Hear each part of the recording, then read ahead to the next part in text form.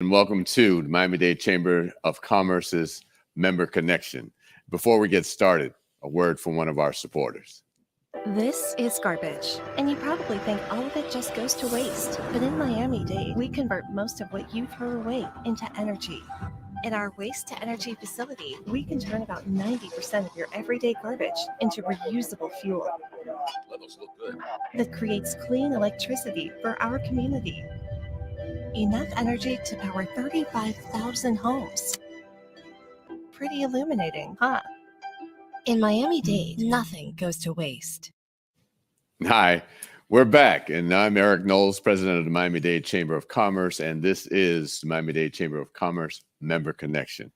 And I know every time I come on here, I talk about how excited I am about my guests.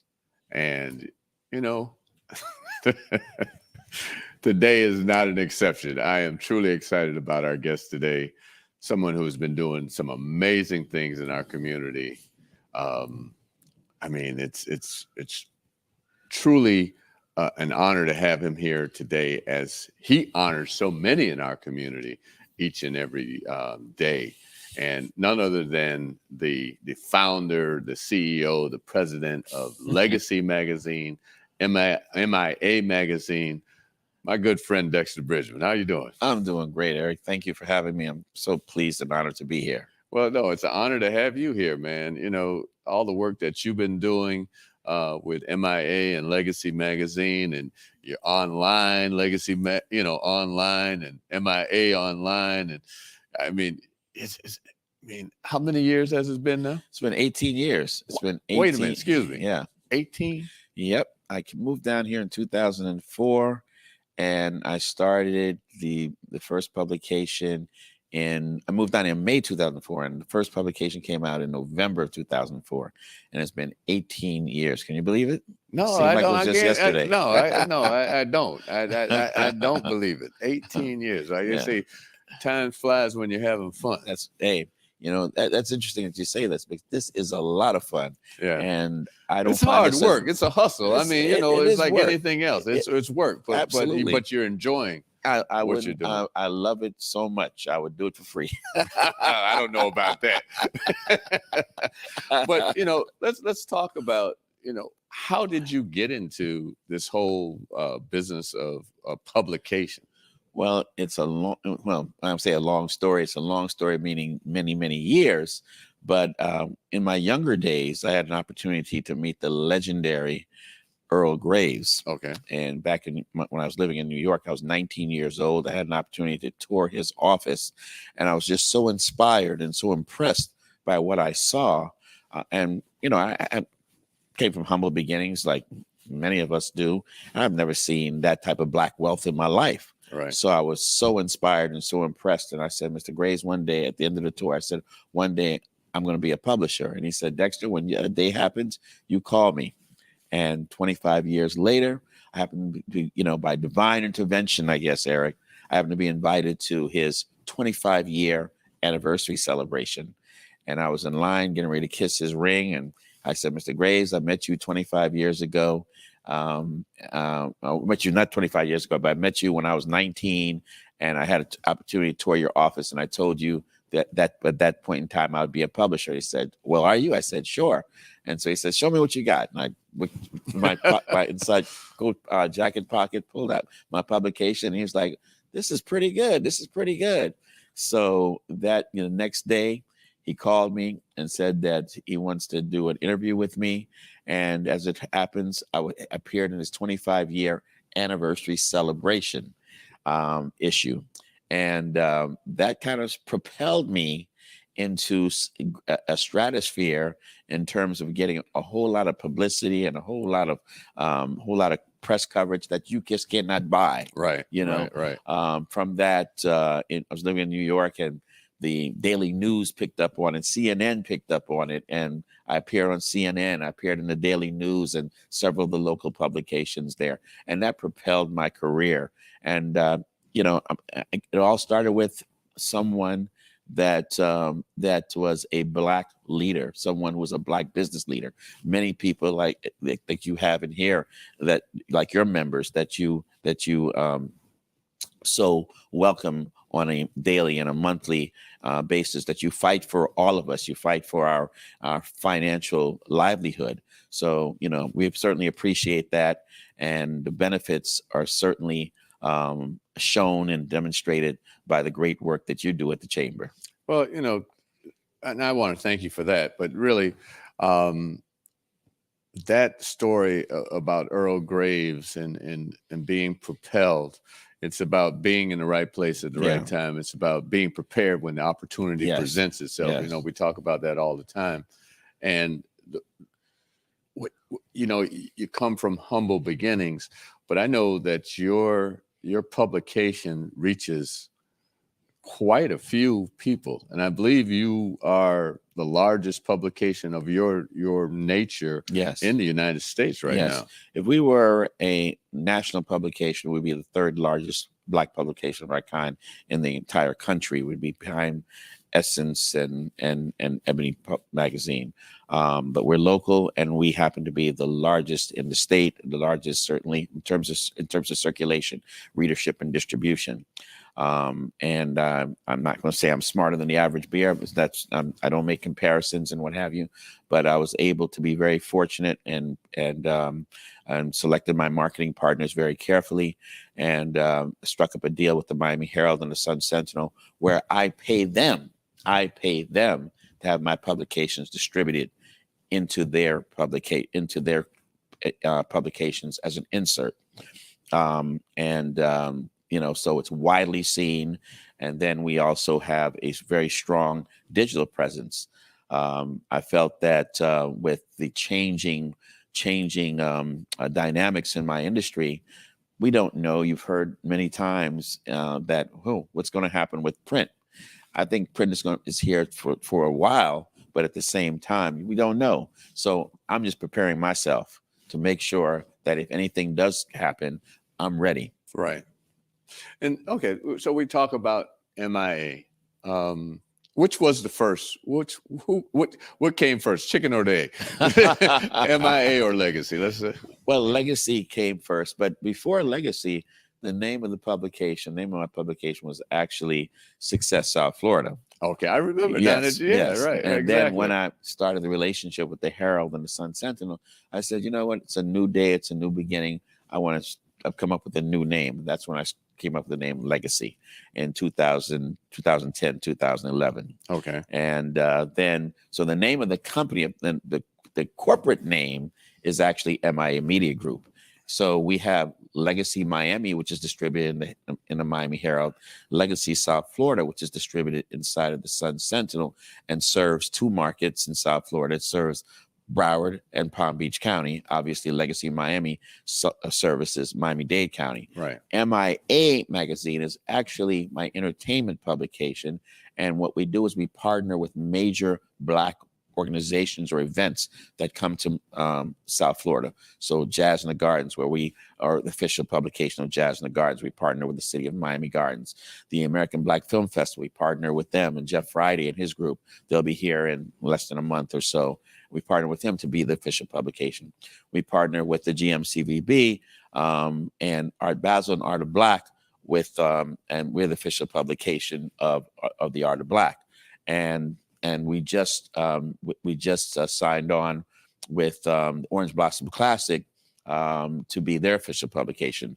So that's M.I.A. We are, as I said, we're event driven based upon what's happening here in South Florida. Okay. So something you just said that was quite impressive. You said you pay the Miami Herald to be in their publication. Yes. Talk about that. I mean, we have a lot of entrepreneurs, and they go about doing their business. They have a business model, but talk about that business model a little bit. Well, I don't see why this model is not used.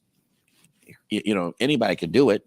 I don't see why other publications, it's just, this is not like, industry secrets or anything of that nature. I think, whether another publication wants to do it with the Herald or Sun Sentinel, the thing about it is, in my industry, there's, sometimes people kind of stretch the truth about their circulation, about their distribution, about their readership. Well, I can't do that. Right. And I wouldn't do that. That's Right. this, I can't do this. So when I say that my publication is distributed in the Herald, and I pay the Herald or the Sun Sentinel, the thought of when I say that my readership is 150,000 or 200,000, there's no question. Nobody Right. questions me. Right. And I'm like, and I say to them, hey, if you want to call the Herald, here's the person you call to verify that. Right. Here's the person you call in circulation with the Sun Sentinel to confirm that. But it is, I feel good about it actually. Right. It's something to be proud of. I feel good that hey, I know a lot of people thought that I was a part of the Herald or the Herald owned me or what have you, owned my publication. No. Well, I know a lot of publications. I know, to your point, the Miami Herald does a lot of different magazines. Yeah. So they don't just print the newspaper. They're Exactly. in business to make money. And that's one of Exactly. the ways that they make money. So, I mean, how did you strike up that deal? I'm just saying, how do you go, from, okay, I'm going to start a publication. I'm going to print this. Obviously, you got to market it. You got to put all the things, all the moving parts. But how do you go to a Knight Ridder, Miami Herald to do that? Well, you said something earlier when you said you always have to be prepared. And back in 2010, during the worst part of, I'm 61 years old, and those 4 years between 2008 and 2012 was probably the worst years of my life financially because of the economy, the recession. Right. And I'm sitting around trying to figure out how and what can I do. You heard the term, you work hard, you work smart. Man, I was doing both of them and still not getting anywhere. It didn't matter. Right. And so I was taking money from Dexter Bridgeman, Peter, to pay Paul, to support M.I.A. Media Group. Right. And I like to say that if I was an Italian loan shark, I would have broken from the Bronx. I would have broke my own legs. right.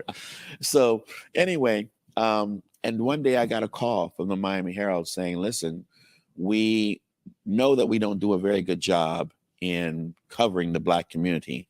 And we'd like to, and we're meeting with several Black media entities in South Florida. And we've done our due diligence and we'd like to talk to you. I said, okay. And they don't even know this. I'm telling these stories for the first time. So I was actually in New York. Okay. And I was sick at that point in time. And I was laying in my mother's bed and on the phone. And they were like, well, how soon can you meet with us? Can you meet with us tomorrow? I said, yeah, because when opportunity knocks, man, you got to go. Yeah. So I'm like, so they said, well, can you be here at 10 o'clock? I said, I can't be here at 10 o'clock, but you give me any other time, preferably after 12. They said, well, can you be here like 3 or 4? I said, absolutely. Eric, I called around the airlines. The best rate I could get was $800. They know what? I had to be there. Right. I had to be there. Right. When it was not, Right. I'm like, listen, I got to be there. If it's $1,000 or $1 million, I'm going to be there. So so I'm come to meet with them and their executive editor, their publisher, all these executives and what have you. And they tell me what they had in mind and how they'd like to work with me. And what, not necessarily how they like to work with me, but what their vision was. Right. And then I'm telling them what I'm doing, what my vision is. And they said, well, wow, we like everything we hear from you. Well, I think we'd like to make a decision, and we'd like to make the decision now. We want to work with you. And so they said, is there anyone you have to call or is there a partner or anyone? I'm like, this is me. It. This is me. Buck stops here. Buck stops here. So 2000, we made that deal in 2010. We came out with our first issue in 2011, and it's been, under the legacy name, and we've been rocking and rolling ever since. Right. It's, with some growing pains, as you can probably imagine, and what have you. But man, let me tell you something, the best decision I ever made.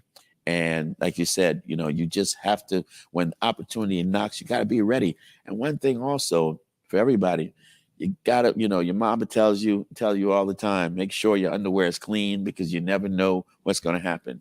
And when they said that they did their due diligence on me before I even walked in the door, Right. had no clue. Had Right. no clue, and you just you never know No, who's watching. Who's watching. Right. That's why you got to be at your best at all times. Absolutely. Well, obviously you talk about, the fact that you built your business to where you are. Talk about some of the challenges. Ooh, I mean, it's been challenging. I will tell you that from, if you look at the Miami Herald, you look at the Sun Sentinel, look at some of the other general market publications, you will see ads in their publications that you don't see in mine. Right. And no matter still how hard I knock on the door, it doesn't answer. The door doesn't open. But that's okay because it will, and it has been. And it's a slow grind, but anything worth your effort, it's going to happen. It's going to happen if you put in the effort. And it's been a slow grind with some of these entities, but it's happening, and the growth of my publication shows that.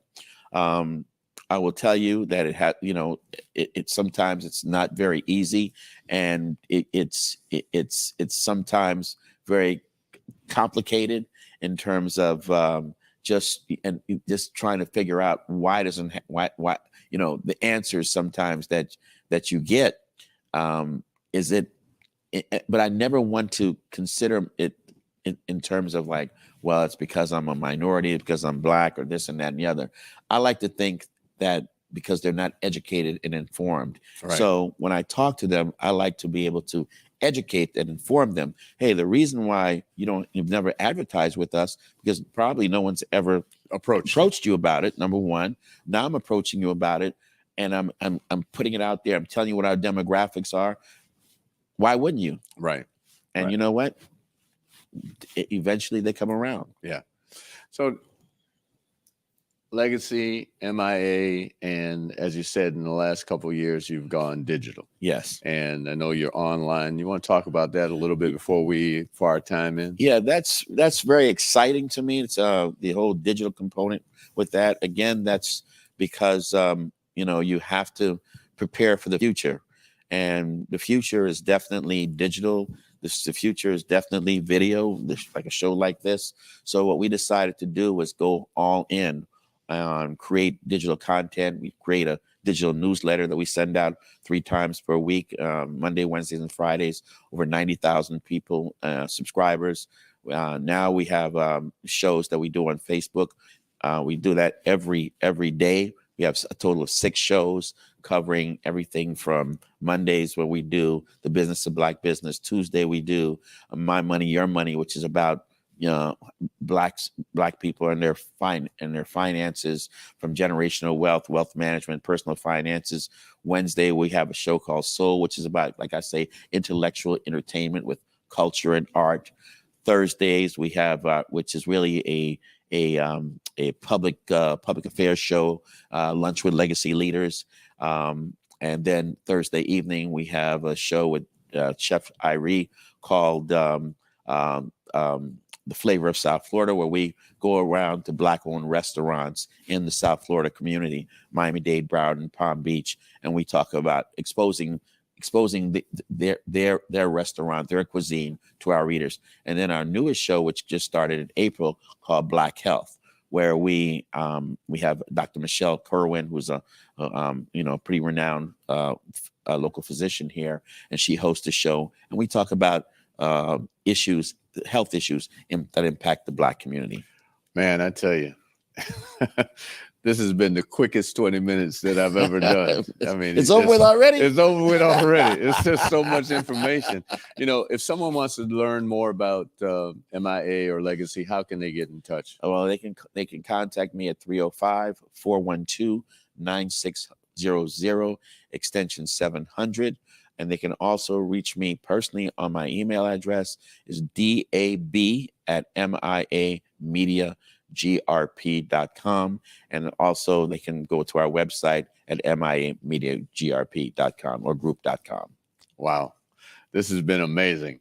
And I tell you, if you want to know more about the Miami-Dade Chamber, you can go to www.m-dcc.org, or you can call the chamber at 305-751-8648. This has been the Miami-Dade Chamber's Member Connection, and you've been here with Dexter Bridgeman and Legacy and M.I.A. Magazine.